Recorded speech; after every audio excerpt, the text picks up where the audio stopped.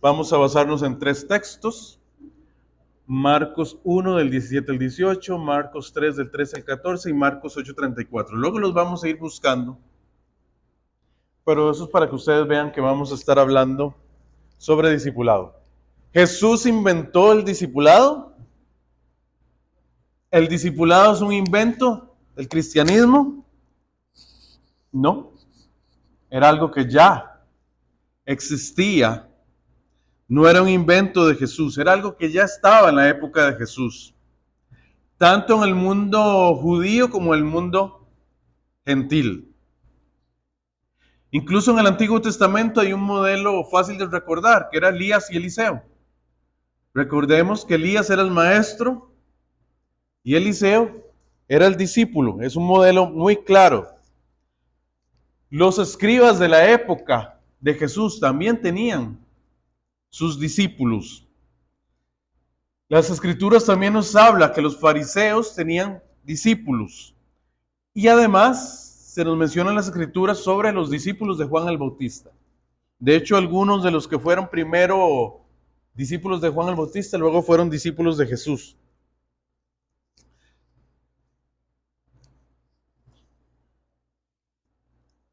En el mundo griego también, o sea, en el mundo gentil también había discípulos.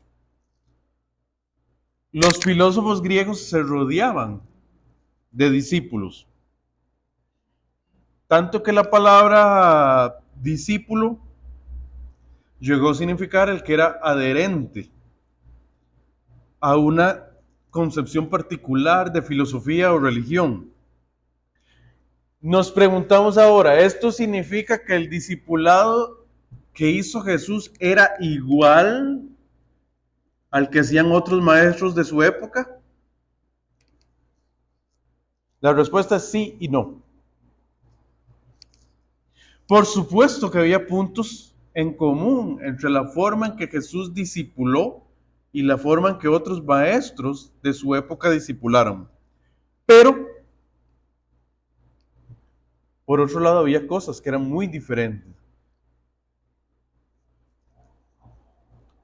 Y sí era muy diferente en muchos sentidos. Ahora, desde el exterior, sí lo veían como si fuera otro maestro más. Recordemos el apelativo de rabí que le dieron muchos, que le dieron otras personas fuera de su círculo íntimo de discípulos, que era el mismo término con que llamaban a los maestros judíos de la época. Ahora, a continuación vamos a ver tres puntos que describen el discipulado según el modelo de Jesús. El primero es que el discipulado según el modelo de Jesús implica llamado y seguimiento. Número dos, el discipulado según el modelo de Jesús implicaba tiempo para crear una relación con sus discípulos. Y tres, el discipulado según el modelo de Jesús implicaba pagar un precio.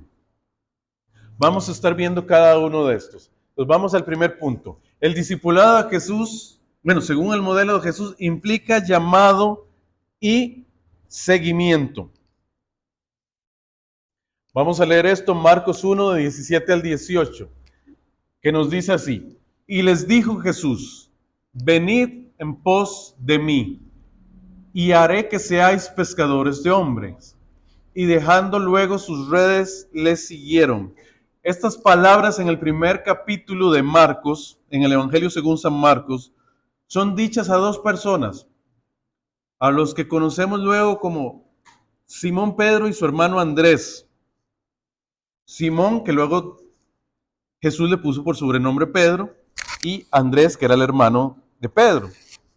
Son los primeros hombres que Jesús llama. Ahora, un detalle interesante que usted puede tener en mente es que sí, se llama Evangelio de Marcos. Pero Marcos no estuvo entre los 12. Él no tuvo el testimonio de primera mano. ¿Quién le contó a Marcos lo que había pasado? Bueno, según la tradición fue Pedro. Entonces, un detalle interesante es que entonces estamos hablando de Pedro contando cómo Jesús lo llamó. Con todos los detalles. Entonces vamos a ver que me voy a devolver. Hay dos verbos clave ahí. El primero es venid, vean que lo puse en color rojo. Venid en pos de mí. Y el otro es siguieron. Venid es un infinitivo, es una orden del Señor. Jesús es el que dice, venid, vengan. Es una orden del Maestro. En cambio, siguieron es un gerundio. Uno nos muestra un llamado, el otro muestra una respuesta. Entonces, el texto inicia diciendo, venid en pos de mí. Jesús está haciendo un llamado a Pedro y a Andrés a seguirles. Esto no era diferente. Más bien al revés, esto es muy diferente al discipulado de otros maestros. ¿Por qué? Porque los maestros no llamaban a los discípulos a que los siguieran. Los discípulos se acercaban cuando querían a un maestro. En esto Jesús es diferente. El llamado a ser discípulo de Jesús depende solamente de la soberanía de Jesús, de ese mandato soberano. Totalmente dependía de la iniciativa del maestro y no la del discípulo.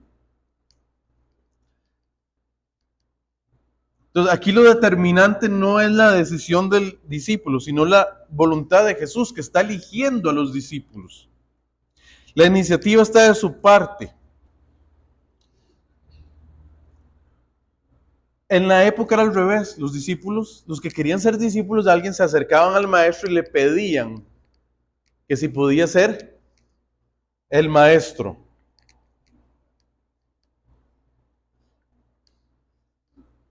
Por supuesto, las personas que eran maestros famosos se les acercaban más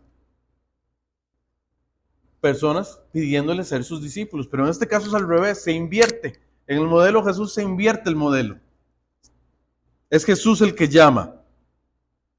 Por otro lado, vemos la respuesta de Pedro y Andrés. Dice, y dejando luego sus redes le siguieron. El seguimiento es un elemento esencial del discipulado.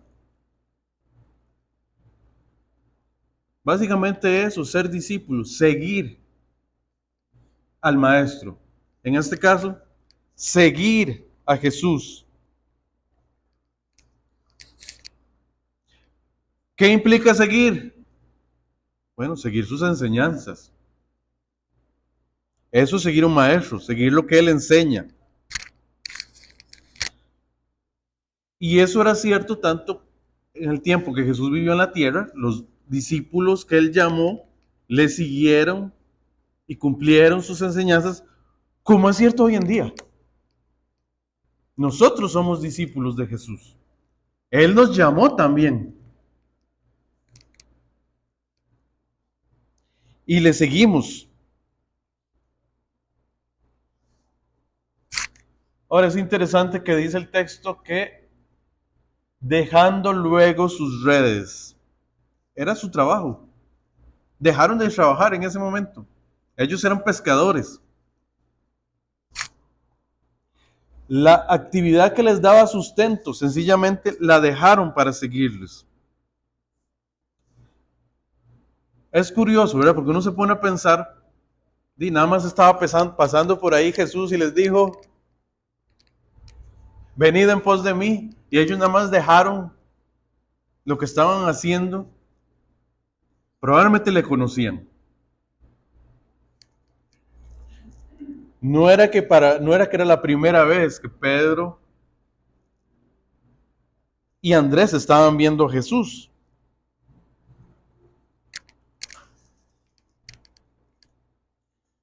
Entonces, probablemente ya habían conocido a Jesús antes.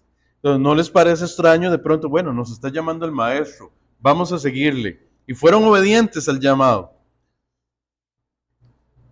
Por último, nos menciona el propósito, la misión para que fueron llamados, que es: y haré que seáis pescadores de hombres. Yo les voy a enseñar cómo pescar personas. Dice la Nueva Traducción Viviente. La traducción lenguaje actual dice: en lugar de pescar peces, les voy a enseñar a ganar seguidores para mí. El propósito del discipulado es hacer discípulos. Es notable que cuando Jesús llama a sus dos primeros discípulos, ya tenía en mente, ya estaba anticipando a la gran comisión.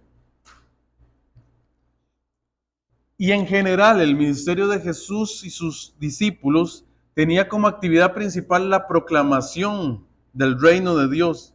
Ya estaba anticipando la misión que iba a tener la iglesia. ¿Por qué? Porque Él los estaba preparando para eso, para establecer la iglesia.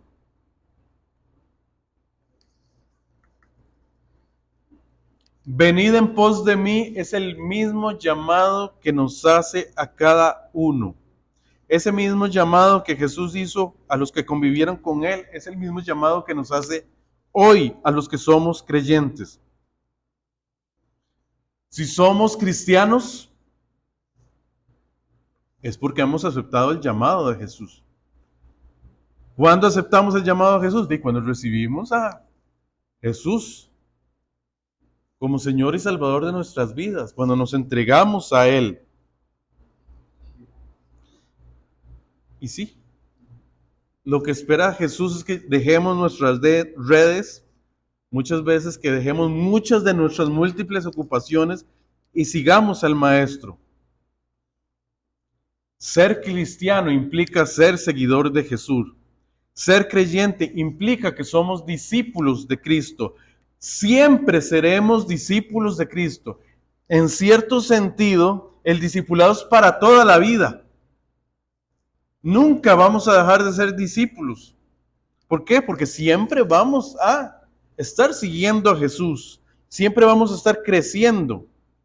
Por otro lado, también la misión asignada, la tarea dejada, es la misma. Ser pescadores de hombres. La tarea es reproducirnos y hacer nuevos discípulos.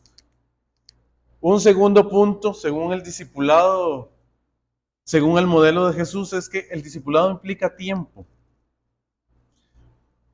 Eso lo vamos a leer en Marcos 3, 13, 14.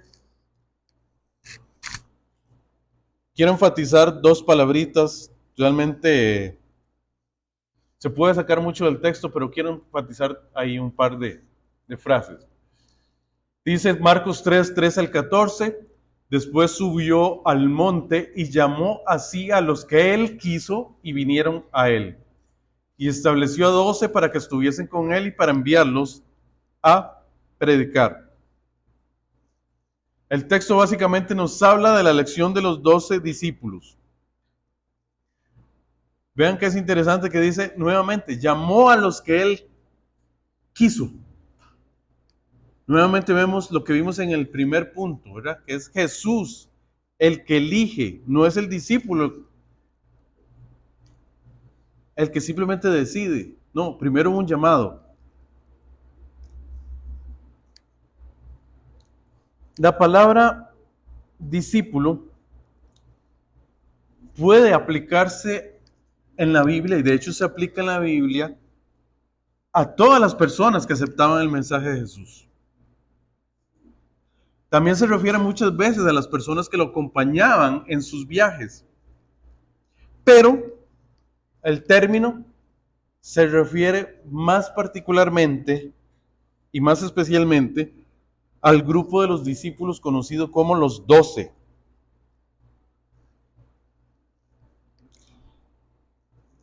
En el Evangelio de Marcos solo les llama a los 12, así, literal. Usted lee Marcos y siempre solo le dice y los 12. Mateo les dice los 12 discípulos y Lucas les dice los 12 apóstoles.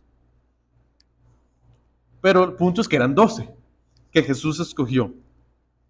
Probablemente el más destacado fue precisamente el primer discípulo que llamó, que fue Pedro, que fue el que luego se convirtió en el líder, el que tomó el liderazgo después de Pentecostés. Aunque en el círculo íntimo también estaba Jacobo y Juan. Entonces Jesús elige 12 hombres, ¿okay? Y dice que los eligió para que estuviesen con él. Pasaron 3 años con Jesús. Jesús los elige para que estuvieran con él. O sea, él quiere que tengan una relación con él y que aprendan de él. Entonces, este es otro de los puntos esenciales del discipulado, que se necesita tiempo para establecer una relación con el discípulo. Tanto tiempo de parte del maestro como tiempo de parte del discípulo. O sea, los dos tienen que poner tiempo.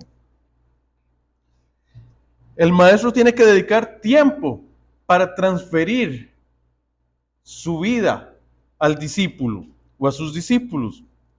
Y el discípulo debe dedicar tiempo para aprender y asimilar las enseñanzas de su maestro.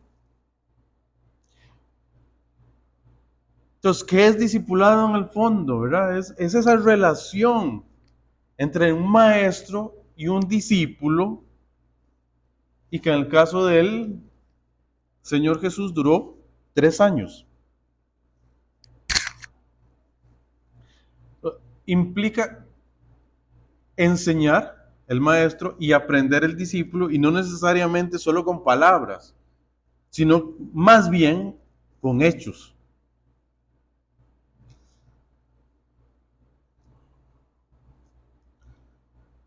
Los 12 aprendieron tanto en situaciones formales de enseñanza, pero aprendieron más por las situaciones de la vida real, de estar ahí con Jesús. O sea, Jesús sí tomó tiempo para enseñarles, claro, estuvieron las parábolas, el sermón del monte, el sermón escatológico. O sea, sí dedicó tiempo a enseñarles con palabras, pero lo más importante es que Jesús siempre encarnó los principios en sí mismo. El maestro de maestros les modeló claramente lo que esperaba a sus discípulos. Entonces, ellos aprendieron del maestro, de sus enseñanzas y el ejemplo. Él primero les enseñó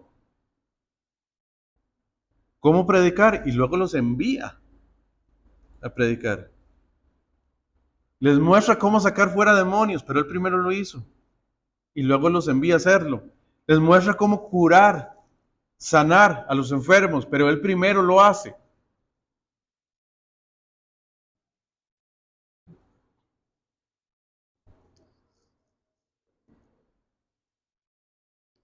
Cuando les da el principio básico del liderazgo bíblico, que era que el maestro tenía que servir a sus discípulos, algo que era contrario.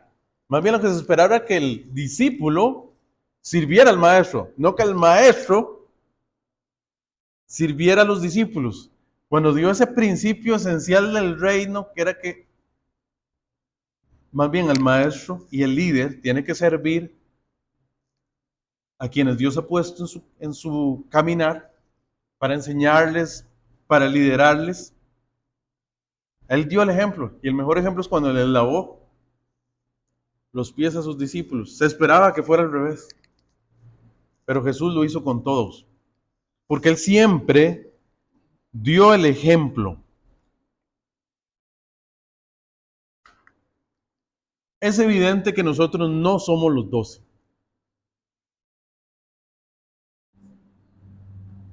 Ninguno de nosotros es los 12.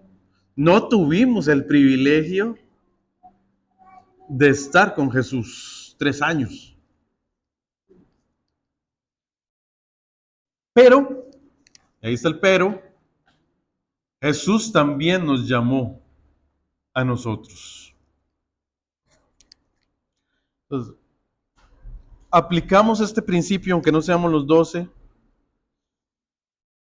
al pensar que Jesús también nos llamó porque Él quiso, así como llamó a los 12 y Él los eligió, simplemente porque Él quiso, nos eligió a nosotros porque Él quiso.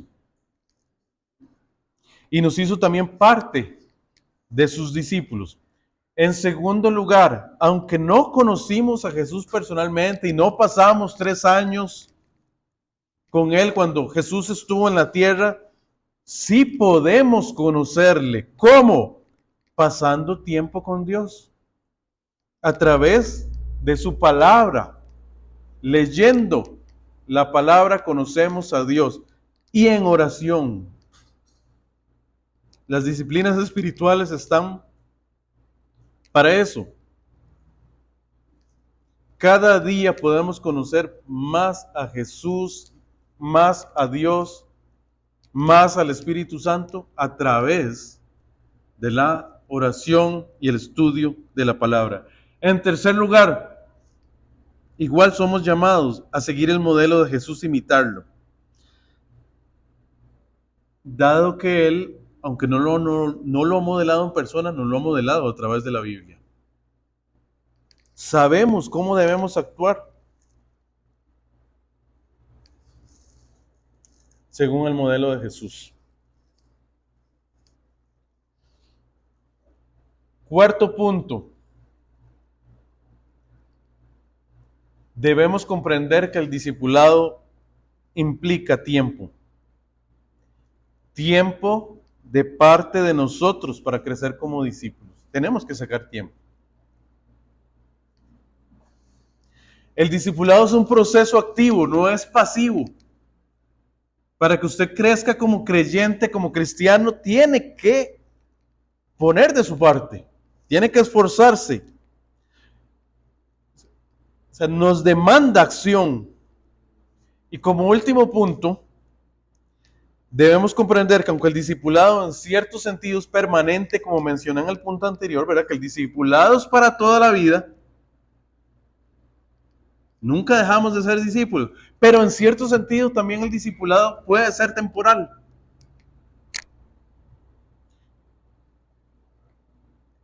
Jesús tomó 3 años para formar específicamente en ciertas cosas a sus discípulos. Sí tomó un tiempo. No fue que después de esos 3 años los 12 dejaron de ser los discípulos. Siguieron siendo los discípulos.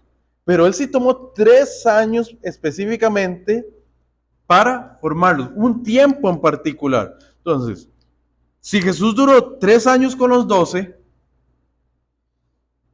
también muchas veces hay que tomar un tiempo específico para ser formados por un maestro terrenal, con el objetivo de perfeccionarnos en nuestro caminar como cristianos y crecer espiritualmente como discípulos.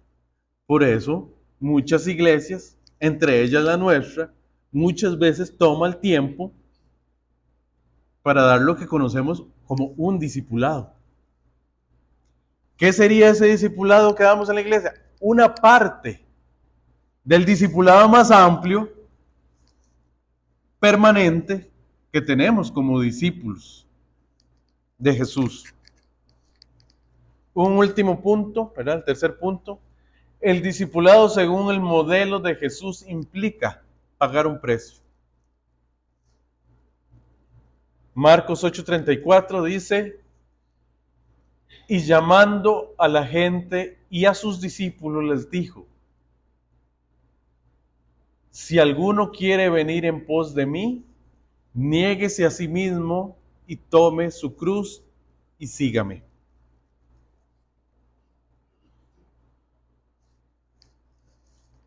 La salvación es por gracia. La salvación es por gracia. Todo lo tenemos claro. Pero que la salvación sea por gracia no significa que ser creyente es fácil. Ser cristiano no es fácil. Va a haber países y contextos donde todavía es más difícil que para nuestro contexto y otros donde va a ser más fácil que nuestro contexto. Pero en sí no es fácil.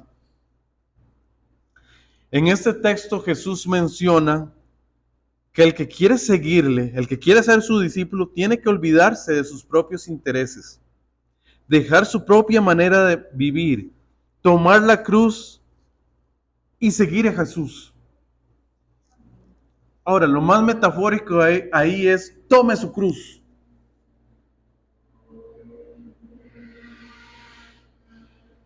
¿Qué es tomar la cruz? Pensémoslo por un momentito. ¿Cuál es la idea de fondo? ¿Quiénes tomaban la cruz en el tiempo de Jesús? Los que habían sido condenados a muerte por crucifixión.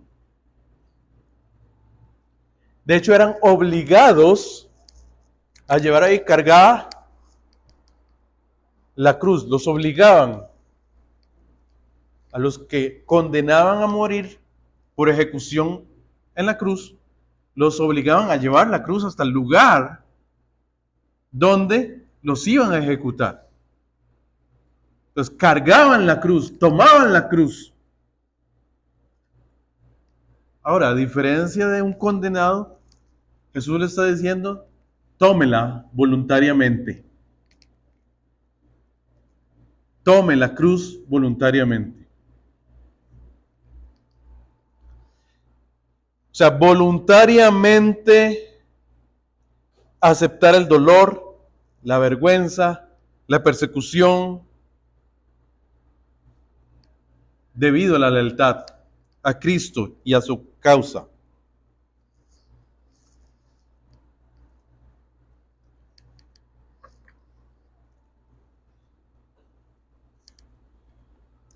El creyente lleva la cruz en forma voluntaria. Sabe que seguir a Cristo tendrá consecuencias y las acepta con gusto. Seguir a Jesús entonces implica pagar un precio. Exige un compromiso de vida. O sea, cuando seguimos a Jesús nos comprometemos con Él, que lleva implícito un cambio en nuestra forma de pensar, de vivir y una nueva meta o fin para nuestra vida. Tenemos que vivir de una manera distinta. Incluso implica un costo que muchas veces, no siempre, pero muchas veces es muy doloroso. Jesús y sus discípulos viajaban de lugar en lugar en forma itinerante, predicando. Habían renunciado a radicarse en una casita, como tenemos nosotros. Ellos andaban siempre viajando. Habían dejado tras sí el lugar donde habían residido. Entonces, en muchos casos, el discipulado y el seguir a Jesús implicaba literalmente el abandono del hogar, de compromisos comerciales, de posesiones. Recordemos la conversación que tuvo Jesús con el joven rico, donde le pide que venda sus posesiones, las entregue a los pobres y luego le siguiera. El joven no quiso, se fue triste, no pudo hacerlo. No es que Jesús le pida eso a todos, pero en particular a ese joven rico se lo pidió. Probablemente porque sabía que las riquezas lo hacían no depender de Dios. Eran un obstáculo para él crecer. Ahora, en todos los casos, la disposición de poner a Jesús en primer lugar y sus demandas era lo más importante, sin calcular el costo. Esa era la condición primordial. Jesús estaba pidiendo más que los maestros de su época. No les estaba pidiendo simplemente un pago, ¿no? Estaba pidiendo tomar la cruz y seguirle.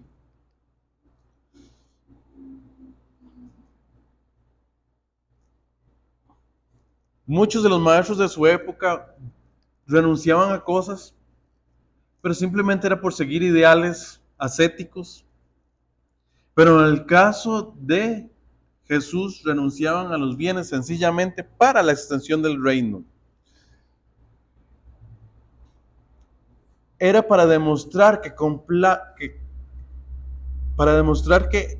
completamente dependían y confiaban en aquel que habían creído. Algo que pocas veces no pensamos, que Jesús renunció a tener una vida normal. Jesús no tuvo una vida normal.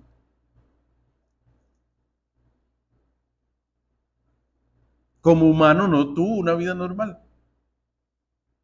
De hecho, ¿qué esperamos normalmente los seres humanos? Casi siempre, ¿verdad? Hay sus excepciones, pero la mayoría de nosotros pensamos que vamos a crecer, que en su momento vamos a conocer a una persona, que sea nuestro cónyuge y que vamos a tener familia. Yo creo que la mayoría lo pensó, aunque sea en algún momento de su vida, puede que Dios le haya pedido otra cosa, pero creo que es algo que todos en algún momento pensamos normalmente, o sea, es lo que piensa. ¿Qué esperamos de un niño o de una niña? Dice que se desarrolle, que crezca, que en el futuro usted espera que se case y que tengan hijos. Jesús no tuvo derecho a eso. Él tuvo que renunciar a eso. De hecho, Jesús es modelo en muchas cosas, pero no es modelo como esposo. Es modelo de masculinidad para nosotros los varones, pero no es modelo de esposo, ni modelo de padre. Porque parte de lo que él tuvo que hacer como maestro fue renunciar a eso. De hecho, para la cultura, que un maestro no estuviera casado era escandaloso. O sea, todos los maestros de la época de Jesús, todos los maestros judíos de la época de Jesús, eran casados. Se les pedía que fueran casados. Tal vez con los griegos no tanto, pero con los judíos sí. Se exigía que fueran casados. Y Jesús no era casado, en eso fue diferente.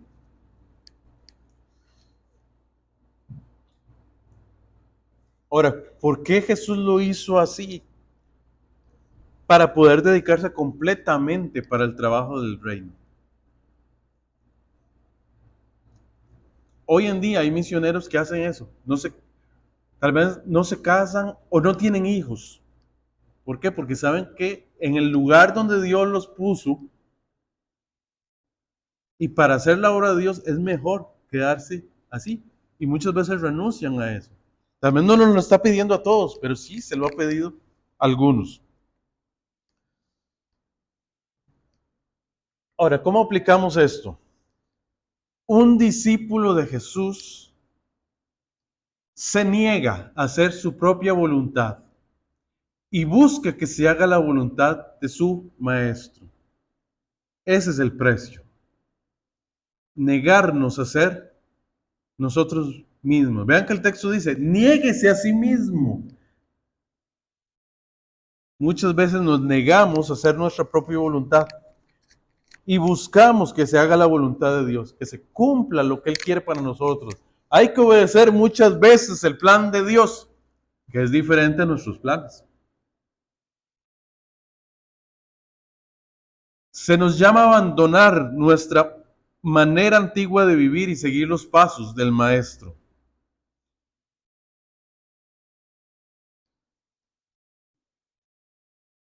Se nos llama a cargar voluntariamente la cruz, entendiendo que implica un costo seguir al Maestro y que tenemos que depender completamente de Él. Hemos visto 3 puntos acerca de el discipulado según el modelo de Jesús. Primero, el discipulado implica un llamado que es totalmente iniciativa del maestro y una respuesta del discípulo, que es básicamente seguir al maestro. Hemos visto que el discipulado implica una inversión de tiempo. Tanto el maestro como el discípulo tenemos que, para ser discípulos, sacar tiempo con el maestro. Por último, hemos visto que el discipulado implica un costo. Si usted es creyente, si usted es cristiano, si se hace llamar a sí mismo cristiano, es discípulo de Jesús. De hecho, eso significa la palabra cristiano, seguidor de Cristo.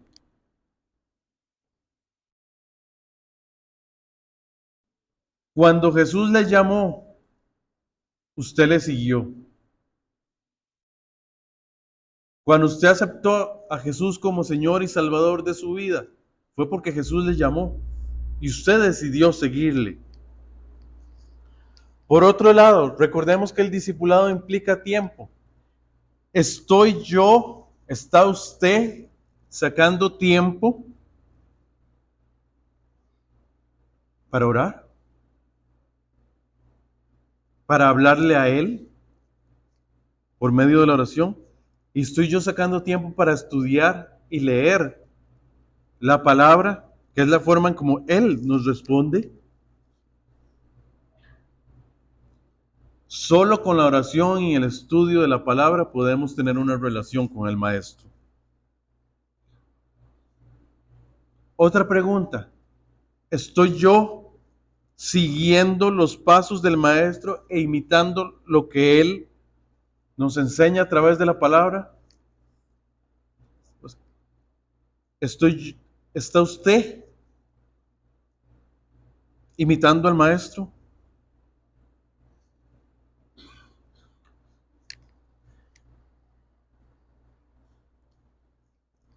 ¿Usted ha tomado tiempo como lo hizo Jesús y sus discípulos, que tomaron 3 años de tiempo para estar en un tiempo separado, destinado para crecer en su caminar como el Señor? Yo sé que muchos aquí han tomado ese tiempo para un discipulado, para crecer. Recordemos lo que mencioné antes del sentido temporal de discipulado. Que por eso es que lo hacemos así, por eso es que muchas iglesias hacen ese estudio de varias semanas para hacer crecer a los creyentes. Por eso lo hace nuestra iglesia, porque es importante sacar ese tiempo. Por último, recuerde que el discipulado implica un costo. Ese costo muchas veces es doloroso. Muchas veces va a implicar renuncia. Puede ser que usted asuma un compromiso. Puede ser dejar en el pasado ciertas cosas de nuestra vida. Y en general, usted tiene que cargar la cruz y seguir al Maestro. Yo tengo que cargar la cruz y seguir al Maestro como discípulo. Que Dios nos ayude siempre y siempre a ser discípulos, que sigamos activamente los pasos del Maestro, que sigamos al Maestro de Maestros, al Pedagogo Supremo. Solo con la ayuda de Dios podemos hacer.